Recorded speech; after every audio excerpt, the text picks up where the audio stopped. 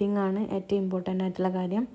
അതിൽ മെയിനായിട്ട് first 3 month മസ്റ്റായിട്ട് ബേബിക്ക് വേണ്ട 2 കാര്യങ്ങൾ ഫീഡിങ്ങും സ്ലീപ്പിങ്ങുമാണ്. അത് പ്രോപ്പറായി തന്നെ ബേബി ഹെൽത്തി ആയിരിക്കും. ബ്രസ്റ്റ് മിൽക്ക് ബേബിക്ക് കൊടുത്താൽ തന്നെ ബേബിയുടെ ഇമ്മ്യൂണിറ്റി, ബ്രെയിൻ ഗ്രോത്തും ഡൈജഷനും എല്ലാത്തിനും സപ്പോർട്ട് ചെയ്യുന്നതാണ്. ഫസ്റ്റ് ഫ്യൂ ഡേയ്സ് ലാച്ചിങ്ങിൻ്റെ ബുദ്ധിമുട്ട്, അതുപോലെ മിൽക്ക് കുറവായിരിക്കും. പിന്നീട് മദറിൻ്റെയും ബേബിയുടെ തമ്മിൽ ബോണ്ടിങ് ഇൻക്രീസ് ചെയ്യുന്നതനുസരിച്ച് മിൽക്കിൻ്റെ പ്രൊഡക്ഷൻ ഇൻക്രീസ് ചെയ്യുകയും ലാച്ചിങ് പ്രോപ്പർ ആവുകയും ചെയ്യും. പിന്നെ ശ്രദ്ധിക്കേണ്ട ഒരു കാര്യമാണ്, first few weeks every 2 to 3 അവർ കൂടുമ്പോൾ ബ്രസ്റ്റ് ഫീഡ് ചെയ്യേണ്ടതാണ്.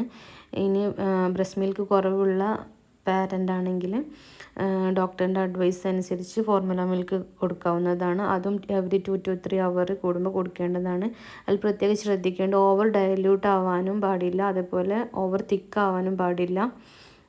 ലാച്ചിങ് പ്രോപ്പർ ആയി കഴിഞ്ഞാൽ ബേബി ആവശ്യത്തിനുള്ള മിൽക്ക് സക്ക് ചെയ്തെടുക്കും. അപ്പോൾ ബേബി സ്റ്റോപ്പ് ചെയ്യുകയാണെങ്കിൽ നമ്മൾ ഫോഴ്സ് ഫീഡ് ചെയ്യരുത്. അതേപോലെ തന്നെ ഫോർമുല മിൽക്കിലാണെങ്കിലും ഫോഴ്സ് ഫീഡ് ചെയ്യരുത്. ഹെൽത്തി ആയിട്ടുള്ള ഫീഡിങ് ആണെങ്കിൽ ഹെൽത്തി ഗ്രോത്ത് ആയിരിക്കും ബേബിക്ക് ഉണ്ടാവുക. ഗ്രോത്ത് എന്ന് പറയുമ്പോൾ തടി വയ്ക്കുക എന്നുള്ളതല്ല. WHO ഗൈഡ് ലൈൻ അനുസരിച്ച് ബേബിക്ക് എത്ര വെയിറ്റ് വേണം അത് പ്രോപ്പറായിരിക്കും. പിന്നെ നമ്മൾ ശ്രദ്ധിക്കേണ്ട ഒരു കാര്യമാണ്, നൈറ്റിലും ഇതേപോലെ 2 to 3 അവർ കൂടുമ്പോൾ ഫീഡ് ചെയ്യേണ്ടതാണ്.